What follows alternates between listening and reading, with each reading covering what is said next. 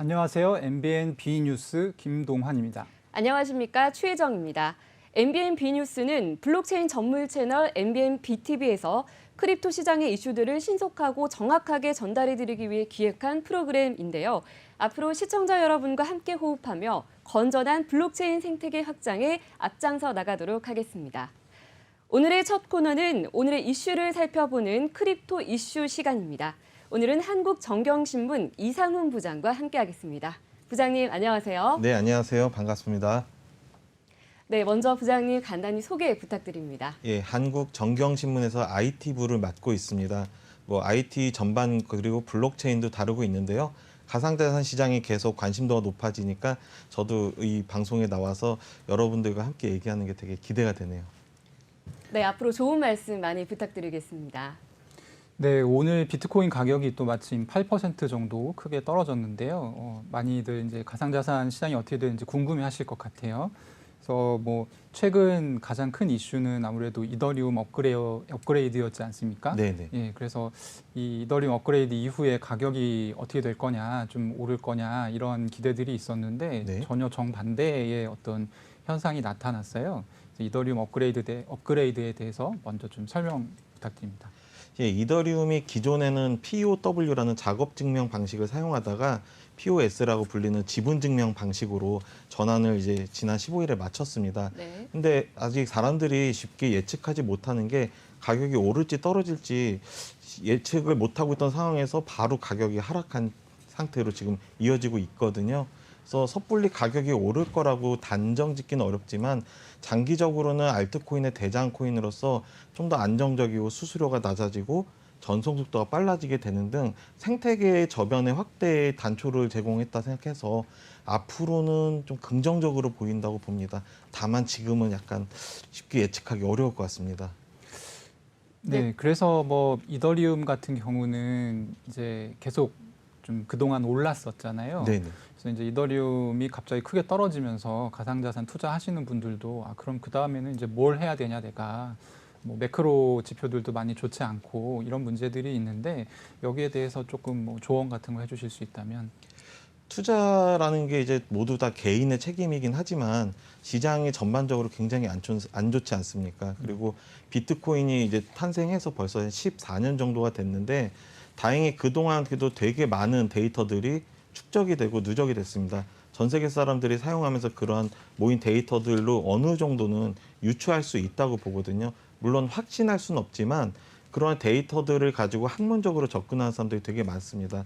근데 안 좋은 소식은 지금의 하락장이 좀 더 이어질 수 있다라는 약간 비관적인 전망이 좀 있는 것 같고요. 하지만 그러한 지표들을 바탕으로 준비를 하면서 무조건 좀 떨어졌다고 지금 사면 되지 않을까? 그렇게 섣부르게 접근하기보다는 공부를 통해서 좀 더 이제 매수 타이밍과 매도 타이밍에 대한 좀 객관성을 담보해서 투자를 하는 게 피해를 최소화하고 이익을 좀 더 높일 수 있지 않을까 생각합니다. 최근에 이제 비트코인 가상자산 가격이 많이 오르면서 갑작스럽게 시장에서 이제 투자 시작하시는 분들이 잘 모르는 어떤 그런 내용들이 있잖아요. 네네. 그래서 비트코인 같은 경우는 반감기라든지 이런 것들이 사실 이제 투자에 굉장히 직결적으로 작용하는 것들인데 이런 부분들은 좀 어떻게 작용하게 되나요, 앞으로는? 아무래도 비트코인이 전체 가상자산의 대장 코인이기 때문에 비트코인 가격의 영향을 다 받을 수밖에 없습니다. 근데 비트코인 같은 경우는 이제 여러 가지 이제 채굴 과정을 통해서 보상이 나온다는 거는 대부분의 사람들이 알고 있는데 그 채굴 보상이 4년 주기로 반으로 줄고 있어요. 그래서 앞으로 돌아올 반감기는 2024년 5월 중으로 예정이 돼 있고요. 현재는 블록에 대한 검증을 채굴자들이 하면 6.25 비트코인이 보상으로 나오는데 내후년에는 3.125로 줄어들게 됩니다. 그럼 결국은 시장의 논리에 따라서 비트코인의 보상이 줄어들고 시장에 유통되는 양이 줄어들면서 가격을 좀 더 인상될 가능성이 높은데요. 앞서 두 번의 반감기를 통해서 반감기 전후로 가격이 큰 폭으로 올랐던 그런 과거의 경험이 있습니다. 그래서 그거를 지금부터 좀 준비하고 그 흐름을 좀 잘 살펴봐야 되지 않을까 싶습니다. 그러니까 이제 비트코인을 아주 저점에서 잡기보다는 한 발목에서 잡기보다는 무릎 정도에서 네네. 이제 잡아서 그거를 가지고 있다가 팔는 그런 전략이 유리하다는 말씀이시죠? 그렇습니다. 예. 그러면 언제쯤 이제 반감기가 언제 정도로 예정이 되어 있나요? 2024년 5월에 예정이 돼 있는데 네. 뭐 지금 그 반감기를 앞두고 여러 데이터들이 계속 누적이 되고 있다고 말씀드렸지 않습니까? 네. 근데 그런 이제 뭐 채굴자들의 그런 수익 실현에 관련된 퓨얼 멀티플이라는 그런 지표들도 있고요. 그리고 마켓에서 이제 시장 시가총액과 내가 이제 매도해서 수익 실현을 한 시가총액을 나눴을 때의 지표를 보여주는 MVRV라는 지표 그런 것들도 있어요. 그런 여러 가지 온체인 데이터들을 활용하면 사람들이 많이 매도했네, 매수했네, 수익이 실현됐네 아닌데 그런 이제 기초 자료들을 가지고 어느 정도 추론을 할 수 있습니다. 여기가 좀 저점이구나, 혹은 고점이구나. 근데 다행히 지금은 상당히 저점이라고 생각이 돼서 선행 투자한 사람들한테는 좀 슬플 수도 있지만 지금 새로 투자하려는 사람들한테는 큰 손실을 보지 않고 중장기적으로 우상향을 좀 기대할 수 있지 않을까 예상을 해봅니다. 근데 이제 제가 그 투자자분들을 많이 만나 보면 나는 뭐 온체인 데이터도 요즘에 좀 유행하고 있고 얘기가 많은데 나는 솔직히 잘 모르겠다. 너무 어렵다. 네네. 그러면 이제 나 같은 사람은 가상자산 투자를 하지 말아야 하느냐? 뭐 이런 질문들을 좀 많이 받거든요. 네, 네. 맞습니다. 그런 분들은 좀 어떻게 해야 될까요? 사실 주식도 모든 사람들이 많이 하고 있는 것 같지만 실제 우리나라에서 한 3명 중에 1명만 하는 걸로 이제 통계가 나왔습니다. 네. 근데 당연히 이제 가상자산은 이제 막 꽃피우다 보니까 투자하는 사람들이 훨씬 적고 또 훨씬 어려운 용어들이 많아서 네. 초보자들은 되게 하기 어려워 하잖아요. 근데 다행히 뭐 지금 투자를 하는 시점이 좋다고 말씀드렸지만 뭐 좀 떨어졌다고 막 매수를 하고 그랬다 또 떨어지고 하면서 일희일비하기가 되게 쉬워요. 투자자를 장기적인 관점에서 봐야 되는데 지금 같은 경우는 내일 떨어지고 또 모레 떨어진다 그러면 쉽게 오랫동안 가지고 있지 못하거든요. 그렇죠. 그래서 초보자들한테 많은 분들이 요새 조언하고 좀 이제 권하는 방식이 달러 코스팅 에버리징이라는 쉽게 얘기하면 이제 DCA라고 하는데요. 네. 매일매일 적립식으로 혹은 매주 특정 패턴에 꾸준히 구매를 해서 약간 적금을 들듯이 구매를 하는 게 있습니다. 그 장점이 있다면은 내가 예를 들어서 가령 매주 수요일에 10만 원어치를 산다고 했을 때 오늘 코인이 크게 떨어졌어요. 그러면 나 10만 원으로 좀 더 많이 모았네. 많이 올랐으면 나 10만 원어치 산 게 수익률이 개선됐네.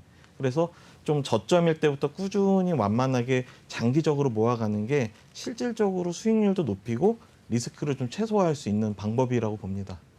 그러니까 이제 언제 오를지는 모르겠으나 장기적으로 보면 뭐 비트코인 가격이든 아니면 이더리움이든 좀 유망한 코인들은 우상향할 가능성이 높기 때문에 네, 그렇죠. 이걸 아주 낮은 가격에 사는 거는 좀 어려울 거고, 그래서 매일매일 혹은 뭐 매달 특정한 날짜에 쪼개서 소액을 계속 이제 적립식으로 투자를 하게 되면 그게 나중에 이제 큰 수익률을 볼 수 있을 거다. 뭐 이런 지금 말씀이시잖아요. 네, 맞습니다. 요 얘기는 또 이제 많이 그 매체에서 소개가 돼서 네. 요렇게 물어보면 또 다음 질문이 들어오는 게 뭐냐면 그러면 그거 내가 계속 혼자 해야 되느냐? 네, 그러니까 맞습니다. 이거를 내가 정해진 시간에 9시에 매일 아침 9시에 들어가서 거래소에서 비트코인을 뭐 5만 원이면 5만 원 이런 식으로 사는 게 맞느냐? 네. 아니면 뭐 어떤 뭐 이런 서비스를 제공해 주는 기관이 있느냐? 뭐 이런 질문들을 또 많이 하시거든요. 네. 요거에 대해서도 혹시 뭐 준비해 오신 게 있습니까? 예. 투자자분들께서도 네. 역시 이 부분에 대해서 많이 궁금해하실 수 있다고 생각이 드네요.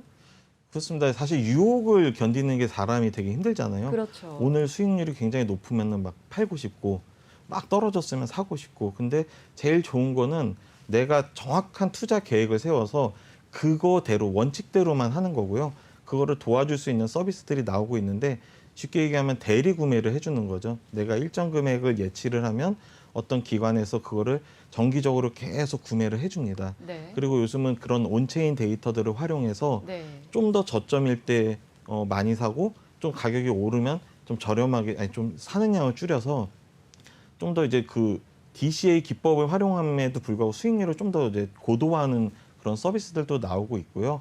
국내 거래소나 해외 거래소나 혹은 그런 반복 구매만을 제공하는 디지털 자산 저축 서비스들도 새롭게 등장하고 있습니다. 네, 투자자 입장에서는 냉철한 마음가짐뿐만 아니라 말씀하신 이런 다양한 서비스도 활용해 볼 필요가 있을 것 같다고 생각이 듭니다. 네, 맞습니다. 네. 그럼 뭐 적립식 투자를 한다고 치면 뭐 여기에 대해서는 뭐 특별히 뭐 주의점 같은 건 없을까요? 물론 적립식 투자는 거래소에서도 제공을 하는 게 있습니다. 근데 네. 거래소는 거래가 많이 일어나는 게 수익을 이윤을 극대화할 수 있는 거기 때문에 대중들한테 인기 있는 코인을 많이 권장하기도 합니다. 하지만 대부분의 알트코인들이 뭐 비트코인이나 이더리움을 제외한 많은 코인들이 너무 변동성이 크기 때문에 나 이거 꾸준히 모아가지고 몇 년 있다 부를 이룰 거야 했지만 몇 년 후에 가격이 아주 낮아지거나 혹은 그냥 그 프로젝트가 중단되면서 가격이 제로로 수렴되는 경우도 있습니다. 그래서 알트코인을 투자할 때는 정말 상위이고 그 프로젝트의 미래의 비전이 명확한 곳을 잘 취사 선택하는 게 가장 중요할 것 같습니다.